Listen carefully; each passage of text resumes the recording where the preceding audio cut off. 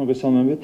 მე მინდა მადლობა გადავუხადო ევროსაბჭოს გენერალურ მდივანს ბატონ ალენ ბერსეს საქართველოში ჩამომგზავრებისთვის, რა თქმა უნდა, ძალიან მნიშვნელოვანია ჩვენთვის მისი ვიზიტი საქართველოში. ჩვენ გვქონდა ძალიან მეგობრული, ძალიან პროდუქტიული შეხვედრა და რა თქმა უნდა, ვისაუბრეთ ქვეყანაში მიმდინარე პროცესებზე და ვისაუბრეთ, რა თქმა უნდა, საქართველოსა და ევროსაბჭოს თანამშრომლობაზე. ბუნებრივია შევთანხმდით იმაზე, რომ გაგრძელდება ძალიან მჭიდრო თანამშრომლობა ჩვენს ქვეყანასა და ევროსაბჭოს შორის. 90-იანი წლებიდან მოყოლებული ჩვენ გაკავშირებს ძალიან მჭიდრო თანამშრომლობა და რა თქმა უნდა, ჩვენი ინტერესია, რომ ეს თანამშრომლობა მაქსიმალურად აქტიურად გაგრძელდეს. პირადად ბატონი გენერალური მდივნის როლი ამაში არის, რა თქმა უნდა, განსაკუთრებული და ჩვენ დარწმუნებული ვართ, რომ ჩვენ ქვეყანას ექნება პირადად ბატონი ალენ ბერსეს ხარდაჭერა ყველა მიმართულებით. დიდი მადლობა. თუ არის კითხვები, მისადარ გასაგებია. მოგესალმებით, ნინო არღლიანი, ტელეკომპანია იმედი. ბატონ პრემიერო, დავიწყებ ამ შეხვედრით. იყო თუ არა განმარტება საუბარი თქვენის მხრიდან იმ გადაწყვეტილებაზე, რომელიც საზოგადოებას 28 ნოემბერს ამცნეთ და როგორი იყო მისი პოზიცია კონკრეტულად იმაზე, რომ 2028 წლამდე ჩვენ არ გავაკეთებთ განაცხადს მოლაპარაკებების გახსნასთან დაკავშირებით.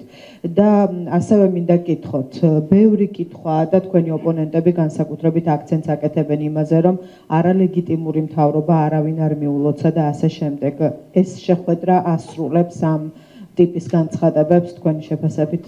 თვითონ შეხვედრის დეტალებზე მე რა თქმა უნდა ვერ ვისაუბრებ, გამომდინარე იქიდან, რომ შეხვედრა წარიმართებოდა დახურულ ფორმატში. თუ ბატონ ალენს ექნება სურვილი, რომ თავად განმარტოს დეტალები, რა თქმა უნდა, მას თავისუფლად შეუძლია ამის გაკეთება, მაგრამ შეხვედრა იყო დახურული და აქედან გამომდინარე დეტალებზე ვერ ვისაუბრებ. ერთ-ერთი რაც შემიძლია გითხრათ არის ის, რომ ჩვენ ვესაუბრეთ, რა თქმა უნდა, გენერალურ მდივანს ჩვენ გადაწყვეტილებასთან დაკავშირებით განვმარტეთ, რა თქმა უნდა, ჩვენი გადაწყვეტილების მიზეზები, რაც შეეხება მის რეაქციას, ამაზე რა თქმა უნდა, მან თავად უნდა ისაუბროს, თუ ექნება გენერალურ მდივანს ამის სურვილი.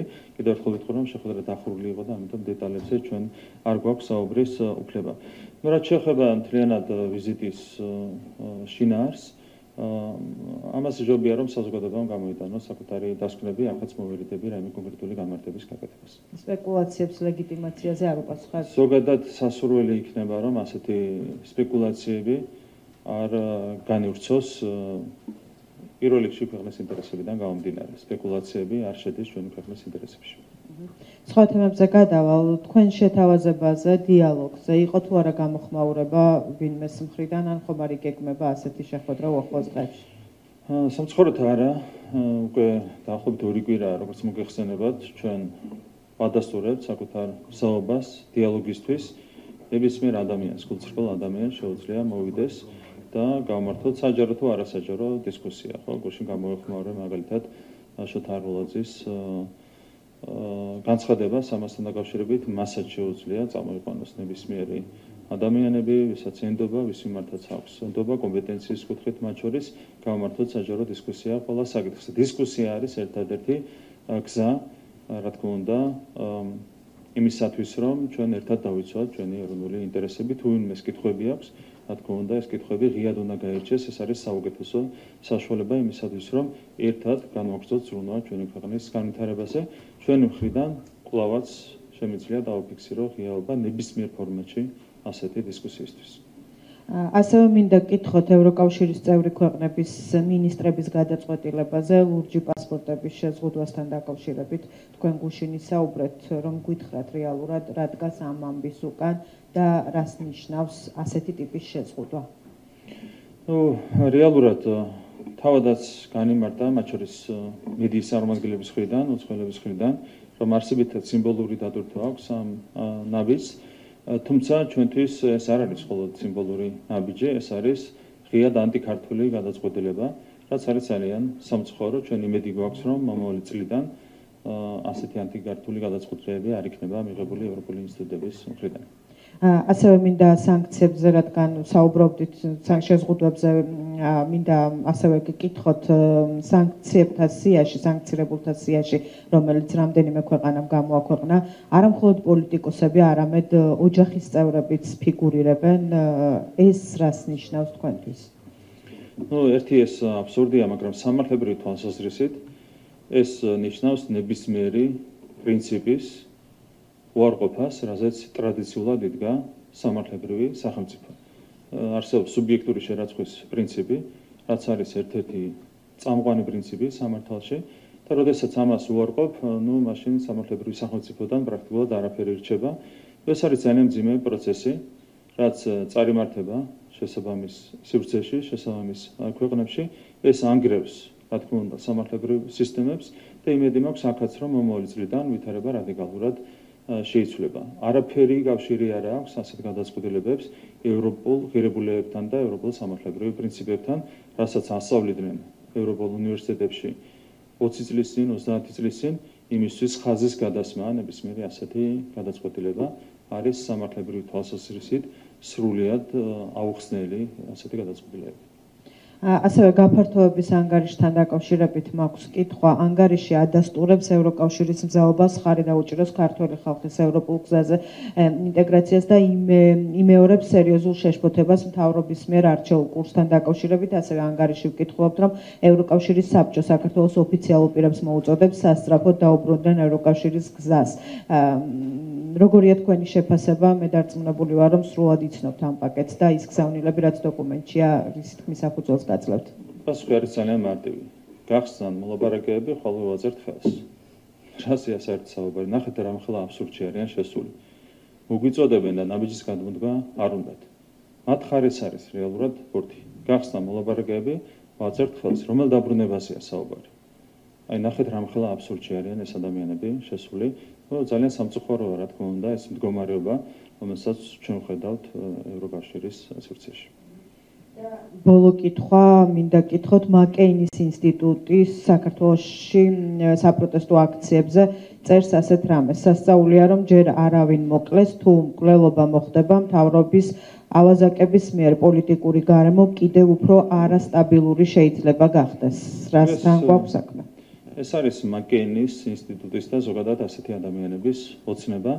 მათ ვერ მიაღწიეს საწოდოს, მათ როგორც ჩანს ამ დღების განმავლობაში ჰქონდათ გათვლილი მსხვერპლზე, თუმცა საბოლოო ჯამში 5 დღეში ძალიან მარტივად შეძლო ჩვენმა სამართალდამცავმა სისტემამ დაპირისპირებოდა სისტემურ და უხეშ ძალადობას, რომელსაც ხედავდით თბილისის ქუჩებში და ყველაფერი დასრულდა მადლობა ღმერთს, არათუ მსხვერპლის გარეშე, არამედ რაიმე განსაკუთრებული გართულების გარეშე მაკეინის ინსტიტუტის ოცნებებს ახდენა არ უწევია.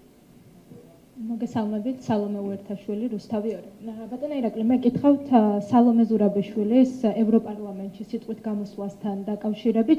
პირველ რიგში რა სიგნალია ის, რომ ის ევროპარლამენტშია სტრასბურგში და ამის პარალელურად მაინტერესებს მის განცხადებას. თქვენ როგორ შეაფასებთ, როდესაც ის ამბობს, რომ ჩვენ თქვენგან ველოდებით მხარდაჭერას, პირველ რიგში პოლიტიკურ მხარდაჭერას.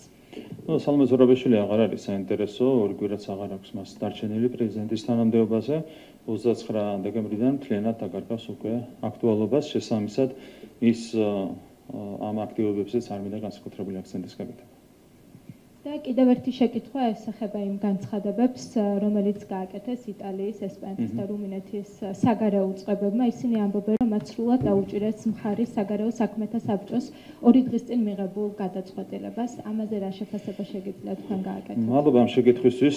თქვენ იცით, რომ ამ თემას მოყვა სპეკულაციები, მე გავაკეთე გუშინ განცხადება, 5 ქვეყანას გადავხადე მადლობა ქართული ხალხის მიმართ ხარდაჭერისთვის. და გუშინ აქედან 3 ქვეყანა ჯიუტად ამტკიცებდა, რომ ქართველი ხალხის მიმართ ხარდაჭერა მათ აზრადაც არ გაუვლიათ. სინამდვილეში თქვენ შეგიძლიათ ნახოთ მაგალითად ქალბატონი კაია კალასის განცხადება, სადაც ის ამბობს, რომ უნგრეთი, სლოვაკეთი, ლუქსემბურგი, მე არ მიხსენებია სამწუხაროდ ლუქსემბურგი და ლუქსემბურგსაც ეკუთვნის როგორც ჩანს, მადლობა თუ არ უარყოფენ საკუთარ პოზიციას, მადლობა ეკუთვნით ქართული ხალხის მიმართ ხარდაჭერისთვის. კაია კალასმა განაცხადა, რომ იყო უნგრეთი, სლოვაკეთი, ლუქსემბურგი და რამდენიმე სხვა ქვეყანა, რომელიც წავიდა სანქციების წინააღმდეგ და რა თქმა უნდა კიდევ ერთხელ მადლობა ამ ქვეყნებს მხარდაჭერისთვის. რაც შეეხება სხვა ქვეყნებს, ჩვენ რა ინფორმაცია ჰქონდა, მაგალითად ვიღოთ რუმინეთი, იგივე არის ერთ-ერთი ჟურნალისტი, რადიო თავისუფლების ევროპული ბიუროს ჟურნალისტი, რომელსაც ძალიან ხშირად ეხმობა ხოლმე ქართული მედია, ეს არის ბატონი შოზვიაკი, რომელმაც დაადასტურა, რომ რუმინეთი იყო ერთ-ერთი, ვინც წავიდა სანქციების წინააღმდეგ. თუმცა მე ნახეთ, რომ გუშინ პირველი რუმინეთი აიძულეს, რომ საწინააღმდეგო პოზიცია დაეფიქსირებინა, ეს არავის უკვირს, თქვენ ნახეთ, რომ საკონსტიტუციო სასამართლოსაც კი რუმინეთში შეაცვლებინეს გადაწყვეტილება ერთ დღეში. გამოვიდა ბატონი მეთიუ მილერი, რომელმაც პრაქტიკულად მუქარი შემცველი განცხადება გააკეთა რუმინეთის საკონსტიტუციო სასამართლოს მიმართ. მან განაცხადა, რომ დაიშებოდა ყველა, ვინც დაუპირისპირდებოდა რუმინეთში ევროპულ და ევროატლანტიკურ ღირებულებებს და ეს გააკეთა სწორედ საკონსტიტუციო სასამართლოს გადაწყვეტილების კონტექსტში. მეორე დღეს ადგა საკონსტიტუციო სასამართლო აატრიალა საკუთარი გადაწყვეტილება და გაუქმა რუმინეთში საპრეზიდენტო არჩევნები. თან სრულიად, ასე ვთქვათ, განუსაზღვრელი საბაბით საუბარი იყო იმაზე, თუ არ ვცდები, რომ ასე ვთქვათ, ტვიტერში დაფიქსირებული გარკვეული აქტივობები ქმნიდა აღქმას, რომ გარეჯ არევის ფონზე ჩატარდა რუმინეთში არჩევნები. ან პირდაპირ გავრცელდა მუქარა მეთიუ მილერის მხრიდან და მეორე დღეს საკონსტიტუციო სასამართლო რუმინეთში შეცვალა მთლიანად რადიკალურად თავისი გადაწყვეტილება. ხან ფონზე არავის უკვირს, რომ რუმინეთს გააკეთებინეს იმის საპირისპირო განცხადება, ვიდრე იყო მათი ქმედება საქართველოსთან მიმართებით. იგივე ეხება ესპანეთს და იტალიას, აქაც საჯარო წყაროებში, მსგავს წყაროებში ვრცელდებოდა ინფორმაცია ამასთან დაკავშირებით, რომ იტალია და ესპანეთი უპირისპირდებოდნენ სანქციების იდეას და ამას დაემთხვა ჩვენი წყაროებიდან მიღებული ინფორმაცია. შესაბამისად, ჩვენ გავაკეთეთ განცხადება, რომელიც ძალიან სანდო და საიმედო ინფორმაციას ეყრდნობოდა, თუმცა ნახეთ, რომ ამასაც მოყვა ოპოზიციის მხრიდან სპეკულაციები. მე კიდევ ერთხელ მინდა გადავხადო მადლობა ყველა იმ ქვეყანას, რომელმაც ქართულ ხალხს დაუჭირა მხარე საბჭოს ხმაზე. გამარჯობა, რუსუდან დუმაძე, TV პირველი. ამ თემაზე გავაგრძელებ. შეგიძლიათ მითხრათ, რა ინფორმაციას დაეყრდენით, როცა მადლობა გადავხადეთ ამ 5 ქვეყანას და მათ შორის იმ 3-ს, ვინც უარყო სანქციების წინააღმდეგობა. პრინციპში უკვე გავეცი.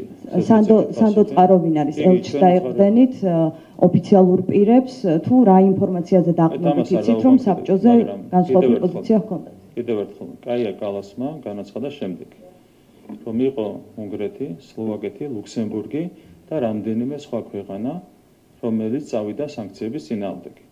მერე რუმინეთს რაც შეეხება, თქვენმა კოლეგამ ბატონმა ჟოზუიაკმა, რომელსაც ხშირად აკრდნობით ხოლმე და ყველა ეკრდნობა, დაადასტურა ეს ინფორმაცია რუმინეთთან დაკავშირებით, თუმცა კიდევ ერთხელ გამიმერებ, რომ წინასწარ ნათქვამი ჟოზუიაკის მიერ და არა საბჭოში. პირველი რუმინეთს წინასწარ ნათქვამი იყო და არა საბჭოს შემდეგ.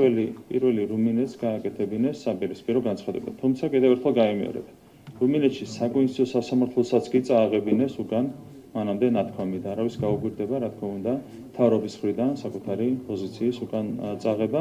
მე მაინც მინდა რუმინეთსაც გადავუხადო მადლობა ქართველი ხალხის მხარდაჭერისთვის. ჩვენ გვქონდა სანდო და საიმედო ინფორმაცია და ამ ინფორმაციის საფუძველზე გავაკეთეთ ეს განცხადება. კიდევ ერთხელ მადლობას ვუხდი ყველა ქვეყანას ქართველი ხალხის მხარდაჭერისთვის. შეგიძლიათ კაია კალასის გარდა და იოზუეკის გარდა საკუთარი წყაროები, თუ კი ამის შესაძლებლობა გაქვთ, ელჩზე რუმინეთზე გასაგებია, რომ კალასის განცხადება მოგისმენიათ, თუმცა აი იტალიაზე და ესპანეთზე გვითხარით, საიდან გაიგეთ?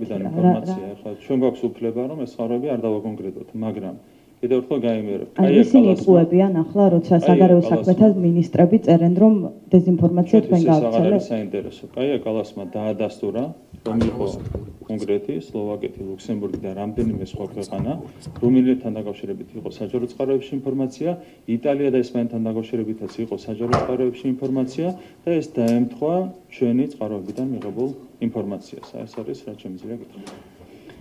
ანუ ესპანეთსა და იტალიასთან დაკავშირებით საჯარო წყაროებში წინასწარ იწერებოდა მათ შორის მედიაში, რომ ისინი ეწინააღმდეგებოდნენ, ანუ საჯარო წყაროებში იწერებოდა ეს. ანუ ევროკავშირის სახელმწიფოებს ეს ქვეყნები დაუპირისპირდნენ, წინააღმდეგობა დასწიეს, რომ ქვეყნის როგორ არ არის საინტერესო. ბატონო ირაკლი, ტვიტერზე თქვენს განცხადებას აწერია, რომ თქვენ მოიტყუეთ. და ლინკებია 3 ქვეყნის საგარეო საქმეთა სამინისტროების ოფიციალური წერილები, რომ თქვენ არასწორად გამოიტანეთ ინფორმაცია. ამიტომ მინდა გკითხოთ, ნახეთ, თუ ეს ქვეყნები წინააღმდეგობას წევდნენ და დასანქცირების წინააღმდეგნი იყვნენ, ახლა საკუთარი თავის წინააღმდეგ მიდიან? კი, წნეხი განხორციელდა. ან ასეთი წნეხი თავად დაძლიეს, წინააღმდეგობა გაუწიეს და ახლა sakutari თავის წინააღმდეგ გამოდიან. ხო, წნეხის. რატომ შეიძლება თქვენ დაგიჯეროთ, როცა სამი ქვეყანა ერთი და იგივე სამუბნებით, რაც იყო ფაქტი. თქვენი სურვილის მიხედვით შეგიძლიათ დამიჯეროთ ან არ დამიჯეროთ. ეს თქვენი გადასაწყვეტია, დემოკრატია. ანუ თქვენ ამბობთ, რომ ესპანეთი, იტალია და რუმინეთი დღეს ამ განცხადებებით იტყუებიან. არ მინდა მე ასე თქვა, არ მინდა თქვა ამას გვაჯერებთ, ამას გვაჯერებთ. რეალურად იყო წნეხი, რის გამოც მოუწიათ იმ პოზიციის უკან წაღება, რაც დააფიქსირეს საბჭოს. და ვის გამო? შეგიძლიათ ამას ტყუილი დაარქვათ, მაგრამ მე არ მინდა მას ტყუილი დავარქვა. და რას დაარქვათ? არც ეს მათი არჩევანია, მათი გადაწყვეტილება, მათ შეუძლიათ ეს ასე გააკეთონ, მაგრამ ფაქტები არის ეს. ფაქტი არის ის, რომ მათ დააფიქსირეს სანქციების საპირისპირო პოზიცია, კიდევ ერთხელ მადლობა მათ ქართველი ხალხის ხარდაჭერისთვის, მერე მოუწიათ ამ გადაწყვეტილების სხვანაირად წარმოჩენა. ეს არის რა თქმა უნდა მათი გადაწყვეტილება. მე ამას ვერც ტყუილს ვერ დავარქმევ და ვერც ვერაფერს. თქვენ შეგიძლიათ დაარქვათ ამას ტყუილი, მაგრამ მე ამას ტყუილს ვერ დავარქმევ. ქართველი ხალხის მხარდამჭერი და სანქციების საწინააღმდეგო პოზიცია დააფიქსირეს, ამის გამო გადაუხადეთ მათ მადლობა და არა სიტყვებით ქართველი ხალხის მხარდაჭერისთვის. ხომ აი დასაწყისში თქვენ რაღაცნაირად სხვაგვარად სცადეთ ამის წარმოჩენა. თითქოს თქვენ მადლობას უხდიდით ქართველი ხალხის მხარდაჭერისთვის და ისინი საწინააღმდეგოს ამბობდნენ. თქვენ ეს ქვეყნები მოიხსენიეთ უნგრეთთან და სლოვაკეთთან ერთად და მადლობა გადაუხადეთ მათ იმის გამო, რომ ქართული ოცნების წინააღმდეგ სანქციებს არ ემხრობოდნენ, ხომ? და ეს უარყვეს მათ. მე ძალიან მკაფიოდ გვირის სიტყვა მინდა უბრალოდ, იმიტომ რომ თქვენ დასაწყისში თქვით, რომ აი ქართველი ხალხის მხარდაჭერა უარყვესო და ასე არ ყოფილა. ძალიან მკაფიოდ გვირის თქმაც მინდოდა. სანქციების არ დაწესება ნიშნავდა ქართველი ხალხის ხარდაჭერას. მათ შორის იმ პირველ რიგში 1,100,000-ზე მეტი ამორჩეულის ხარდაჭერას, რომელმაც ქართულ ოცნებას მიცა ხმა ამარჩენებს. შესაბამისად, სანქციების არ დაწესება ნიშნავდა ქართველი ხალხის ხარდაჭერას. ძალიან მკაფიოდ გვირის თქმაც მინდოდა. ხართ თუ არა დარწმუნებული, რომ დღეის მდგომარეობით ქართულ ოცნებას 1,100,000 ამომრჩეველი, თუ კი ეს არჩევნების შედეგი აბსოლუტურად მართალია, ხართ თუ არა დარწმუნებული, რომ ეს რიცხვი ისევ შენარჩუნდა 28 ნოემბრის შემდეგ. რადგან თქვენ წინა საარჩევნოდ ამ ამომრჩევლებისთვის არც ერთხელ გითქვამთ, რომ ევროკავშირში ინტეგრაციის პროცესს დღის წესრიგიდან მოხსნიდით. და ღირსებით ევროპისკენ იყო თქვენი სლოგანი. და ჩვენ გუში მოგვიტანეს საპირისპირო თქვენ სამომრჩეველს. გეტყვით, გუში მოგვიტანეს ზუსტად სოციოლოგიური კვლევის შედეგები და ჩვენი რეიტინგი არის უცვლელი, ანუ იმეორებს იმას, რაც ჰქონდა ბოლო კვლევაში არჩევნების წინ. ეს ერთი. მეორე, რაც შეეხება ჩვენს განცხადებას. არსებითად არაფერი შეცვლა. როგორც ვიბრძოდით ჩვენ 26 ოქტომბრამდე, ასევე განვაგრძობთ ბრძოლას იმისათვის, რომ ღირსებით შევიდეთ ევროკავშირში. და რა განცხადებაც გაკეთდა 28 ნოემბერს, ეს ნიშნავდა ზუსტად ამას. ჩვენ გვინდა მხოლოდ ღირსებით, მხოლოდ შვიდებით და მხოლოდ კეთილდღეობით გავხდეთ ევროკავშირის წევრი ქვეყანა. 28 ნოემბრის გადაწყვეტილება იმეორებს ზუსტად იმ სლოგანს, რა სლოგანითაც აგვირჩია ჩვენ ქართულმა ხალხმა 26 ოქტომბერს. ღირსება გულისხმობს პირობების გარეშე დალოდებას, როდის შემოგთავაზებენ და თქვენ ხელს მოაწერთ? არა, ღირსება ნიშნავს იმას, რომ როცა მოლდოვას აძლევენ კანდიდატის სტატუსს და საქართველოს არა, შენი პოზიციები კაფიოდ უნდა დაიცვა. მოლდოვას ახებდნენ მახსოვს პროგრესის გამო. და ჩვენ საერთოდ პროგრესი არ ქონდა პირობების შესრულების პროცესში. როგორ უნდა შემოგთავაზონ და ჩვენ ხელი როგორ უნდა მოვაწეროთ? აბა მოლდოვის პროგრესი რა იყო? მე მახსოვს, რომ ამ სამ ქვეყანას შორის საქართველო იყო ქვეყანა, რომელსაც უფრო რეგრესი ქონდა ან არანაირი პროგრესი საბოლოო შეფასებით დოკუმენტში, ვიდრე მოლდოვას და უკრაინას. ჩვენ რაზე ქონდა პროგრესი? არასორი, მოლდოვის პროგრესი. რომელი პირობაა შესრულებული? გეტყვით, რაც იყო მოლდოვის პროგრესი. არ მაინტერესებს, საქართველო მაინტერესებს. რომელი პირობაა შესრულებული? თქვენ ხომ ამბობთ? მოლდოვას გეტყვით. ღირსებით ხომ მივდივართ ბატონო. რომელი პირობა გაქვთ შესრულებული, რომ მოლაპარაკება გაგვიხსნან და თქვენ დათანხმდეთ? ჯერ მოლდოვით დავიწყებ და მერე გადავალ საქართველოს. მოლდოვის პროგრესს გეტყვით. ტელევიზიების დახურვა, პარტიების აკრძალვა, ეს არის მოლდოვის პროგრესი. არ დატოვეს არც მედია პლურალიზმი, არც პოლიტიკური პლურალიზმი. რჩებიან DST-ს წევრებად, სანქციები არც მათ დაუწესებიათ, კორუფცია არის აღვავებული, მოლდოვაში არის ერთ-ერთი ყველაზე კორუმპირებული ქვეყანა ევროპაში. ეს არის მოლდოვის პროგრესი. რაც შეეხება საქართველოს. საქართველო აკეთებს ყველაფერს იმისათვის, რომ შესრულდეს ის ვალდებულებები, რომელიც არის გათვალისწინებული ევროინტეგრაციის გზაზე. მათ შორის განუწყვეტლივ ვაგრძელებთ მუშაობას იმისათვის, რომ ასოცირების შეთანხმებით გათვალისწინებული ვალდებულებები შევასრულოთ DCFTA-ით გათვალისწინებული ვალდებულებები. ჩვენ რეალურად 2028 წლისთვის შესრულებული გვექნება ორივე მიმართულებით ვალდებულებების 90%-ზე მეტი. აი ეს არის საქართველოს გზა და მოლდოვას შევადაროთ კიდევ ერთხელ ჩვენი ქვეყანა. ეს ვალდებულებები საკმარისი რომ ყოფილიყო, დამატებითი პირობები არ გვექნებოდა ალბათ მოლაპარაკების ეტაპზე გადასასვლელად. ეს არის ფაქტი. ცესკო არ დაუთმეთ ოპოზიციას, სასამართლო სისტემა არ დაუთმეთ ოპოზიციას. არავინ არ გთხოვდა თარიღის. იგი მაგას ეთხოვდნენ, ვეტინგი იყო ეგ და ცესკოსთან დაკავშირებით ითხოვდნენ რომ ცესკო უნდა დაგვეთმო ოპოზიციისთვის და ცესკოს უნდა დაეკარგა დამოუკიდებლობა. და სასამართლოსთან მაშინ რატომ ამბობთ რომ ევროკავშირში გვინდა? თუ ევროკავშირი ამას გთხოვთ რომ დაუთმეთ, მაშინ რატომ გინდათ ევროკავშირში? იმედი გვაქვს რომ ყველაფერი შეიცვლება ევროკავშირში. კარგი, ერთი კითხვა მაქვს აი დიალოგზე, რომელზეც საუბრობთ ეს დღეებია, რომ მუდამ ხართ მზად.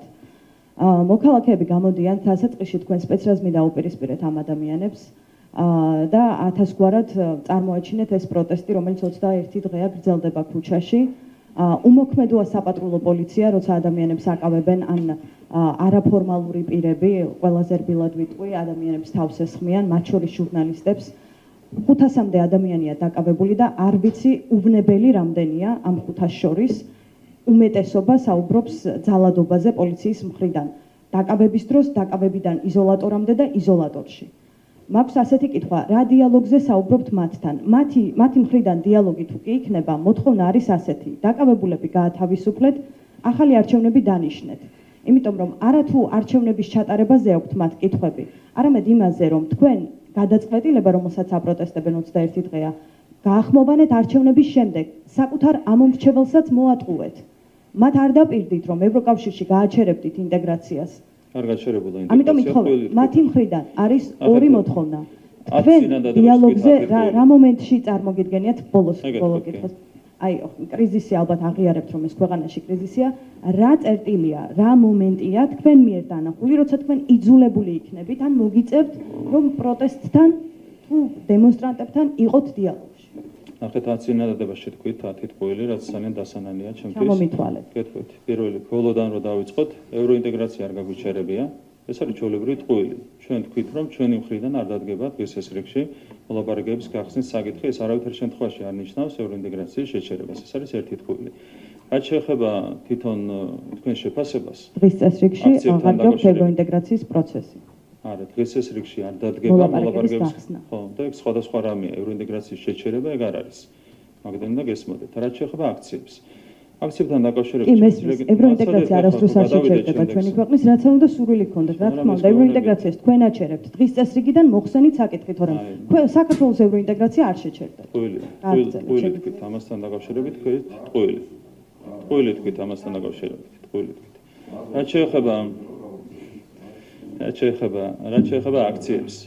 ნახეთ, თქვენ არაბი სუბიექტური ხართ, რა თქმა უნდა, იმიტომ რომ წარმოადგენთ ზუსტად იგივე პოლიტიკურ ძალას, რომელიც ცდილობდა მაიდნის მოწყობას, ხო, რუსთაველის გამზირზე.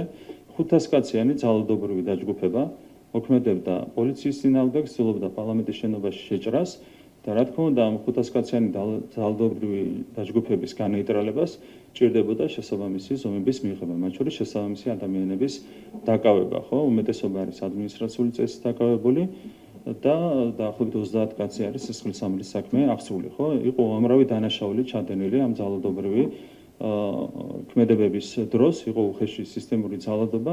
რაც შეეხება შინაგან საქმეთა სამინისტროს, შინაგან საქმეთა სამინისტრომ ამ ყველაფერს დაუპირისპირა პროპორციული ძალა. ეს ხო საერთო სურათი, რა თქმა უნდა, იყო ინციდენტები, იყო გადაცდომები, მაგრამ არსებითად შინაგან საქმეთა სამინისტრო მოქმედებდა პროპორციულად უხეში სისტემური ძალადობის წინააღმდეგ. რა თქმა უნდა, მარტივი არ იყო ამის განეიტრალება, როდესაც 500 კაციანი ორგანიზებული ექსტრემისტული დაჯგუფება, ძალადობრივი დაჯგუფება მოქმედებს პოლიციის წინააღმდეგ, ამას სჭირდებოდა ზომების მიღება და ზუსტად ეს ზომები მიიღო შინაგან საქმეთა სამინისტრომ. რა თქმა უნდა, როდესაც 500 კაციანი ძალადობრივი დაჯგუფება მოქმედებს, ასეთ დროს თავიდან ვერ აირიდებ ადამიანების დაშავებას, დაშავდნენ სამწუხაროდ როგორც პოლიციელები, ისე მომიტინგეები. ეს არის ძალიან სამწუხარო. თითოეულ დაშავებულ ადამიანზე პასუხისმგებლობა ეკისრება თქვენს პოლიტიკურ პარტიას, კოლექტიურ ხაზმოძრაობას. სულ სხვა კითხვა დაგისვით. შეგეძლოთ იმაზე მოგეპასუხოთ. მაგრამ ამაზე დიალოგს თუ 500 კაციანი დაჯგუფება, კარგი, რახან შეჩერდით, ამაზე გკითხავთ და მე დიალოგზეც მიპასუხეთ. თუ 500 კაციანი დაჯგუფება დააკავეთ და პოლიცია დაუპირისპირდა პროპორციული ძალით. პირდაპირ ეთერში რომ ვნახეთ ჟურნალისტებზე თავდასხმა ვინ დააკავეთ? ეგ სხვა თემაა, ხო?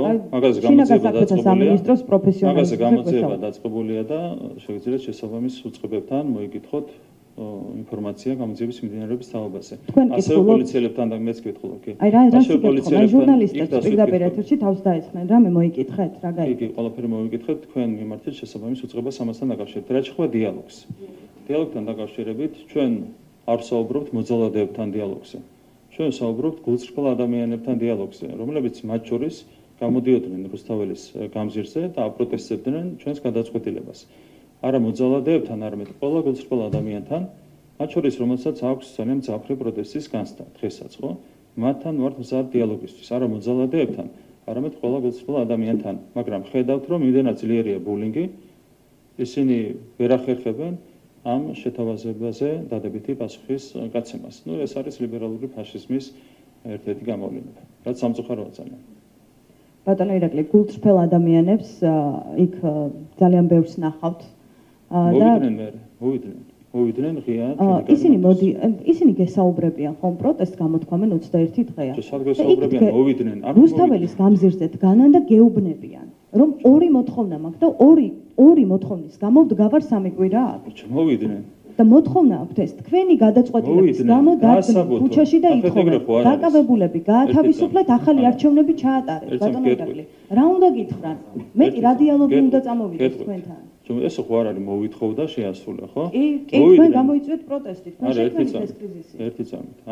არა, კრიზისი თქვენმა ძალადობამ შექმნა, 5 დღით შექმნით კრიზისი, ჩაგევარდათ მაიდანი და კრიზისი აღარ არის, ხო? 1000 კაციც ვერ შეკრიბეთ გუშინ 4 პარტიამ და 11-მა ყველაზე მდიდარმა ინჯეომ. ანუ დამთავრებულია ეს ყველაფერი, მაგრამ ამ პირობებშიც კი ჩვენ ვამბობთ რას, როცა ითხოვ რაღაცას უნდა დაასაბუთო. მობრძანდნენ აქ მოთხოვნებით და დაასაბუთონ მოთხოვნები. ვიმსჯელოთ ამასთან დაკავშირებით. ამას ხო ალტერნატივა არ აქვს, დისკუსიას ხომ არ აქვს ალტერნატივა. რატომ არ მოდის მოვიდეს 10 კაცი, გინდათ პირდაპირ ეთერში, გინდათ ეთერის გარეშე, როგორც უნდათ. აი რა უდგას ამას წინ? 10 კაცი მოვიდეს აქ. ღიან კარი მათთვის ნებისმიერ ფორმატში, საჯაროში, არასაჯარო. რატო ვერ მოდიან, იცით? იმიტომ რომ სიმართლე არის ჩვენს ხარეს. ვიცით რატომ არ ხდება ეს პროცესი, ვიცით, რაც თქვენ კითხულობთ, ჩვენ ასევე კითხვებს ვამთ მათთან. როცა მოქალაქეებს, ვინც გამოხატავენ პროტესტს და მათ ქართული ოცნება ესაუბრება მხოლოდ ერთი ენით, ძალადობის ენით, როცა ადამიანებს აკავებენ, ასახიჩრებენ, როცა ჟურნალისტებს ძალადობენ, ეს არის თქვენი დიალოგის ენა მათთან და შესაბამისად მათ ვერ წარმოუდგენიათ თქვენთან რაიმე დიალოგი გარდა მოთხოვნების წამოყენების. მათ არ წარმოუდგენიათ, რომ თქვენ რაიმე პროცესში ახლო მათ მიმართ თქვენი პარტიის სახელით ისაუბრეთ, მაგრამ ხალხის სახელით რა დասაუბრეთ? აი, აბსოლუტურად ხალხის სახელით საუბრობ, 3 კვირა ამ ხალხს ვესაუბრები მხოლოდ. ამიტომ ვცდილობ, რომ მათი პოზიცია გავახმოვანო. დემოკრატიული წესით აგირჩიეს ეთყობა და ხალხის სახელით საუბრობთ, ხო? არა, მათ ვისაც ვესაუბრები, იმათი სახელით ვესაუბრებით. მარტივად არის საქმე. როცა ადამიანი ძალადობს, იმას უპირისპირებ ძალას და ეს მოხდა ზუსტად რუსთაველის გამზირზე, ხო? შინაგან საქმეთა სამინისტრომ მოძალადეებს დაუპირისპირა ძალა. ვინც არ ძალადობს, იმათთან ჩვენ ვართ მზად დისკუსიისთვის. რა არის აქ გაუგებარი და რა უდგას ამას წინ? თუ გონიათ რომ მართლები არიან, რატომ არ მოდიან, რატომ ვერავინ ვერ გაბედა? აქ მე შოთა არველაძე ვახსენე კიდევ ერთხელ. დიდ პატივისცემ, როგორც ფეხბურთელს, იყო გამორჩეული ფეხბურთელი, ხო? საქართველოს ნაკრებში. თქვა მან, რომ აი არავინ არ ესაუბრება ხელისუფლებიდან ხალხს. მოვიდეს თვითონ შოთა არველაძე. დიდი პატივისცემით ვიმეორებ ამას. წამოიყვანოს ვის კომპეტენციაშიც არის დარწმუნებული. 10 კაცი წამოიყვანოს. ვის აი რატო არ მოდიან?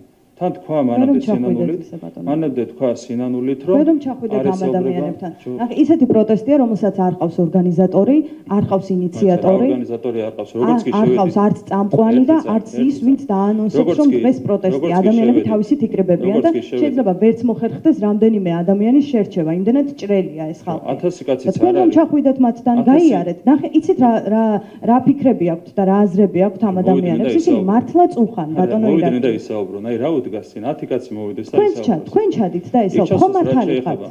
ნახეთ 1000-მდე კაცი იყო გუშინ შეკრებილი და აქედან 100 კაცი ტელევიზორში რო ნახავდი, პარტიული სახე იყო. პარტიული სახეები იყვნენ 100 კაცი მინიმუმი, რაც მე ვიცანი ამ 1000-დან. სადმა ჩავიდე, ვისთან ჩავიდე, ლევან ხაბიაშვილთან ჩავიდე თუ სოფო ჯაფარიძესთან თუ ვისთან ჩავიდე, რა უნდა მას რა ქვია ამ ხალხს, რა ქვია, ასეთი ტიპის აქციაზე თუ მართლა გულწრფელი აქციაა, ხო? 1000 კაცია შეკრებილი და აქედან მინიმუმ 100 რას დაუთვალე პარტიული სახე იყო. ამიტომ კიდევ ერთხელ ვიმეორებ. ამიტომ კიდევ ერთხელ სათქმელად ვამბობ ამასაც რა გინდათ. ამიტომ ნახეთ როგორ არის. რა უდგას წინ დისკუსიას. ხო მარტივი რაღაცაა. ვამბობთ რომ მოვიდეს 10 კაცი, 12 კაცი, 7 კაცი, რამდენიც უნდათ, ვინც უნდათ, რა ფორმატშიც უნდათ, საჯარო, არასაჯარო, დავილაპარაკოთ ადამიანურად ნებისმიერ საკითხს, იმიტომ არ მოდიან. რომ ძალიან კარგად იციან ყველაფერი. სიმართლე არის ჩვენს მხარეს და არა მეორე მხარეს. ეს არის რეალობა არჩევნებთან დაკავშირებითაც და ყველა სხვა საკითხთან დაკავშირებითაც, ევროინტეგრაციის თემასთან დაკავშირებითაც. გამარჯობა პირველი არხი მანიფესტაციაზე მოიცე ევროპარლამენტში პრეზიდენტის გამოსვლა საუბრობდი სალომონტოვის მოსაკუთრებით ამის დროს საქართველოში მიმდინარე მოვლენები 1951 წელს შეადარა და ამასთან განაცხადა რომ საქართველოში 26 ოქტომბრის არჩევნების სისტემურად გაყავდა ეს ქართულ ოცნებამ დახვეწილად გააკეთა ამბობს პრეზიდენტი და პროცესი დაიწყო კანონმდებლობის შეცვლით. რა არის თქვენი პასუხი? არ ვიცი, ახლა აბსურდულია მის ყველა განცხადება, სალომე ზურაბიშვილი აღარ არის აქტუალური, რაღა დარჩა, კვირანახევარი დარჩა თანამდებობაზე. შესაბამისად, არის მძიმე ემოციური მდგომარეობაში, ვერ ელევა საკუთარ სკამს, მე ესე ადამიანის სკამს ეჭიდებოდეს პირველად ვნახე. ასეთი ემოციური დამოკიდებულება ჰქონდა საკუთარი სკამის მიმართ, როგორც აქვს სალომე ზურაბიშვილს, მართლა პირველად ვნახე. ვერ ელევა საკუთარ თანამდებობას და შესაბამისად აქვს მძიმე ემოციური მდგომარეობა, კადრულობს ყველაფერ უგადრებას. ეს არის რეალური შეფასება და დანარჩენი საინტერესო საერთოდ აღარ არის. 29 დეკემბრის შემდეგ ინაუგურაციის შემდეგ მოვლენების განვითარებას როგორ ველოდებით, როგორც სალომე ზურაბიშვილი, ასევე ოპოზიცია არ აღიარებს არც საპარლამენტო არჩევნების შედეგებს და არც საპრეზიდენტო არჩევნების შედეგებს. თავი ის არის, რომ მათი რესურსები გავანულეთ. ძალადობრივი რესურსი, ყველანაირი რესურსი არის განულებული, აქედან გამომდინარე, რეალურად ვერანერზიანს ვერ მიაყენებენ ისინი დემოკრატიულ პროცესს. მოხდება ინაუგურაცია, თანამდებობას დაიკავებს ახლად არჩეული პრეზიდენტი ბატონო მიხეილ ყავილაშვილი, გაგრძელდება საპარლამენტო მუშაობა, მთავრობა განაგრძობს საკუთარი პროგრამის შესრულებას, ეს იქნება ის პროცესი, რომელიც გაგრძელდება 29 დეკემბრის შემდეგაც. ბოლო კითხვას დაგისვამთ მარკ კეინის მისიის განცხადების სხვა ნაწილთან დაკავშირებით. ამ განცხადებაში საუბრობენ იმაზე, რომ საკმარისი არ არის სანქციები ამერიკამ და ევროკავშირმა კოორდინირებულად უნდა იმოქმედონ და არ უნდა მოხდეს მთავრობის ლეგიტიმაცია და აღიარება. ჯერ კიდევ არჩევნები არ იყო ჩატარებული, როდესაც მარკ კეინის ინსტიტუტმა დაანონსა არჩევნების დელეგიტიმაცია. ცხადია, რაც იყო მათი სცენარი და რაც იყო მათი მიზნები, პირდაპირ ჰქონდათ ასახული საკუთარ ანგარიში ჯერ კიდევ არჩევნებამდე მაიდნის სცენარი. ისი განხორციელებაც რეალურად დაიწყეს, ხო? ამ პერიოდის განმავლობაში და არჩევნების მეორე დღიდან დაიწყეს ქუჩების გადაკვეთა, მოედანს გეტოვდნენ და ასე შემდეგ, ხო? ანუ ეს სცენარი, რაც ეწერა მარკ კეინის ინსტიტუტის ანგარიში, პირდაპირ ამოქმედეს რადიკალური ოპოზიციის და NGO-ების ხელით. ახლა საუბრობენ მსხვერპლზე, საუბრობენ სანქციებზე. ეს არის ყველაზე ექსტრემისტული ძალები, რომლებიც არიან საქართველოში ნეგატიური სცენარების განვითარებით დაინტერესებული. მე იმედი მაქვს, რომ განსაკუთრებით ამერიკის შეერთებულ შტატებში 20 იანვრიდან ბევრი რამ შეიცვლება, რადიკალურად შეიცვლება და საქართველოს მიმართ დამოკიდებულება იქნება არა უსამართლო, არამედ სამართლიანი. მოგესალმებით, ტელეკომპანია პოსტები ნუცა კოროშინაძე, ბატონო ირაკლი, საქართველოს ხელისუფლებამ სტრასბურგში მორიგი გამარჯვება მოიპოვა, როგორი არის თქვენი შეფასება? ხო, ძალიან მნიშვნელოვანი საქმე იყო, თქვენ იცით, რომ კონკრეტული ადამიანები, აფხაზები ჯიოდნენ საქართველოს წინააღმდეგ და ასევე რუსეთის ფედერაციის წინააღმდეგ და მხოლოდ რუსეთის ფედერაცია გაამტყუნა სტრასბურგის სასამართლომ და მთლიანად გაამართლა საქართველოს სახელმწიფო ქართული მხარე. რა თქმა უნდა, გაიმარჯვა სიმართლე, მაგრამ ასევე უნდა ხაზი გაესვას იუსტიციის სამინისტროს როლს ამ საქმის მოგებაში. მადლობა მინდა გადავხადო თითოეულ საჯარო მოხელეს, თითოეულ ადამიანს, რომელიც იცავდა ჩვენს ინტერესებს სტრასბურგის სასამართლოში, რომელთა დახმარებითაც საბოლოო ჯამში გაიმარჯვა სიმართლე. მარკ კეინის ინსტიტუტი გამოთქვა მსუხილს, რომ მსხვერპლი არის, აი მაგალითად ამ ნაწილზე უფრო დამატებითი კომენტარი რომ გავაკეთოთ. ხო, ეს მათი რეალურად ოცნება იყო, მათ უნდათ მსხვერპლი ეხილათ რუსთაველის გამზირზე. ეს არის ზუსტად მაიდნის სცენარის გამეორება, თუმცა მათთვის დაგეგმილზე ადრე ჩაიშალა მაიდნის სცენარი, 5 დღის თავზე მთლიანად აღმოიფრა ძალადობა, განეითვალა ძალადობრივი რესურსი, შესაბამისად ყველაფერი დასრულდა არა ისე, როგორც ოცნებობდა მარკ კეინის ინსტიტუტი, არამედ ისე, როგორც ეს შედიოდა ქართული ხალხის ინტერესებში.